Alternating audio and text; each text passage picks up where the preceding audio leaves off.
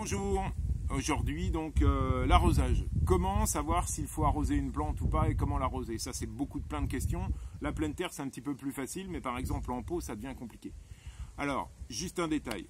Dans le sol, vous avez des éléments minéraux, de l'air, des poches vides et de l'eau. On est bien d'accord. Si vous arrosez à plein dans votre sol, vous remplissez toutes les poches d'air, ce qu'on appelle la porosité du sol, d'eau. Et donc il y a quoi? Des minéraux, du sol et de l'eau, mais pas d'air. Il faut vraiment savoir que une plante a besoin plus d'air au niveau de ses racines que d'eau. Si la plante a... Hop là, on est d'accord, beaucoup de vent aujourd'hui, mais je continue. Si la plante manque d'eau, elle va vous le faire savoir. Sans problème, vous allez vite le voir. Si par contre la plante a un excès d'eau, elle va pourrir et elle va mourir. D'accord? Donc une plante vaut mieux qu'elle ait un manque d'eau qu'un excès d'eau. Donc dans tous les cas, arroser régulièrement, mais jamais en excès. La meilleure solution de rater un semis, c'est de trop l'arroser. Donc il faut vraiment attendre que la plante vous le demande. Je prends un exemple. Là, vous avez l'exemple, par exemple, de la petite tomate que j'avais plantée dans ma solution pour le confinement de contenant. Là, c'était il y a maintenant 15 jours. Cette plante-là, on est bien d'accord, vous voyez bien, elle est très droite. On voit bien qu'elle ne demande pas d'eau. À l'inverse, quand une plante a besoin d'eau, vous le voyez très bien, elle commence à vous le dire. Et là, vous regardez bien son pot, bien sûr, c'est sec. Qu'est-ce qui se passe ici? Tous les vides sont remplis d'air. Et ma plante va manquer d'eau et va vous le dire. Il n'y a pas de problème, vous la remouillez, vous l'arrosez, elle va repartir. A l'inverse, si pour une raison ou pour une autre, vous mettez une plante dans une soucoupe, on va prendre cet exemple ici, là, sur la courgette, et que vous lui mettez de l'eau dans la soucoupe,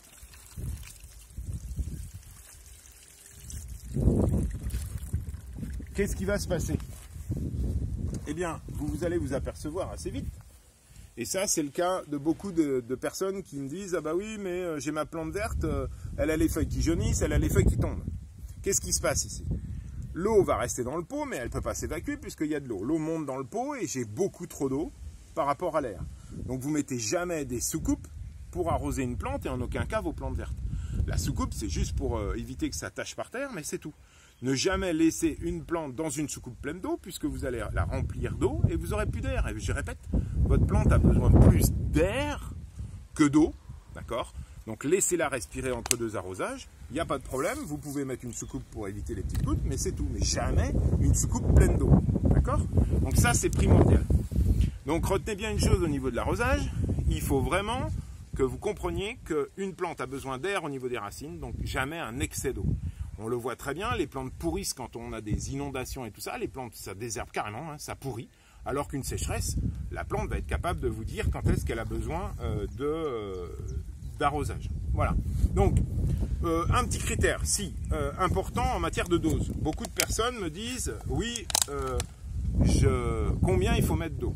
Alors, je vous ai, décidément, ça va faire rire beaucoup d'abonnés. Deux choses.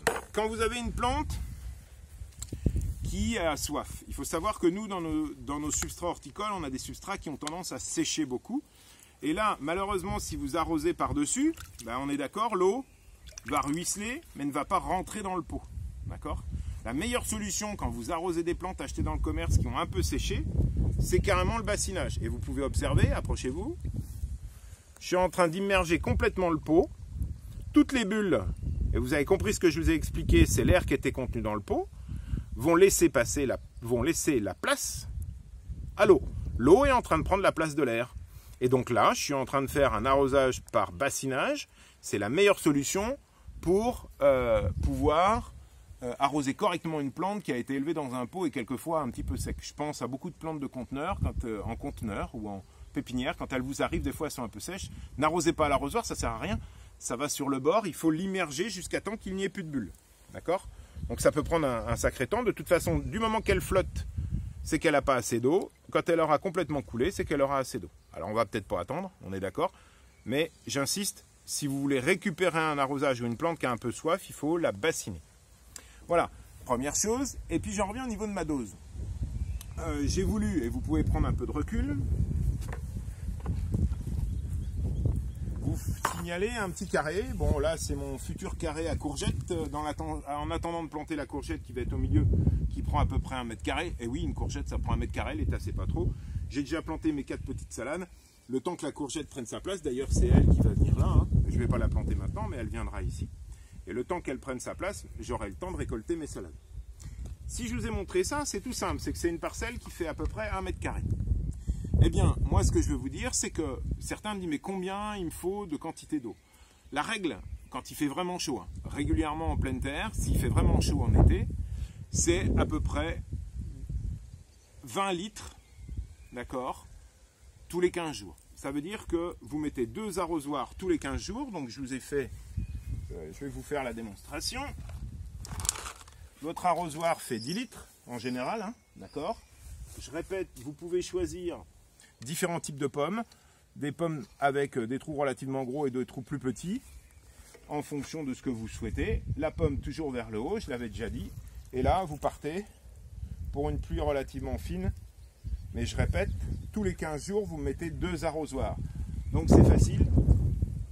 Donc ça, c'était la pluie fine. Vous avez la même, et c'est pour vous dire qu'il faut faire attention à ce que vous achetez. Vous voyez que là, si j'ai un semis relativement fin, je vais avoir du mal à le respecter. C'est pour ça que ma pomme fine était intéressante. Je ne vais pas tout mettre. Simplement la petite surface. Pour vous dire tout simplement que en plein été, si vous mettez 20 litres d'eau par mètre carré tous les 15 jours, c'est largement suffisant. D'accord? Alors, on arrose souvent des légumes comme des salades, des courgettes, des légumes qui sont très riches en eau, ils vont en avoir besoin. Mais attention, j'en reparlerai plus tard. C'est pour les tomates. Les tomates, si vous les arrosez beaucoup, bah vous vous retrouvez avec vos tomates que vous avez dans le commerce. Ça ne sert à rien, elles n'ont pas beaucoup de goût, elles ont surtout goût de flotte.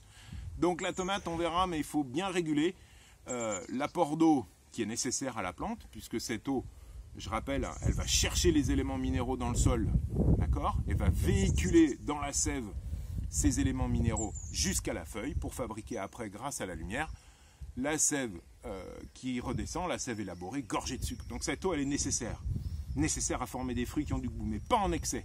Et vous avez vu dans ma petite, tout à l'heure, ma tomate, elle est capable de vous dire si elle a soif. Donc vous attendez qu'elle vous le dise. D'accord? Pas d'excès d'eau au niveau des tomates. Bon, pour l'instant, je n'ai pas commencé mon chapitre tomates, parce qu'elles ne sont pas plantées. Et je répète, on n'est pas le 11-12 mai, qui sont les saints de glace, et il y a encore des risques de froid ou de pluie froide, voire de gelée.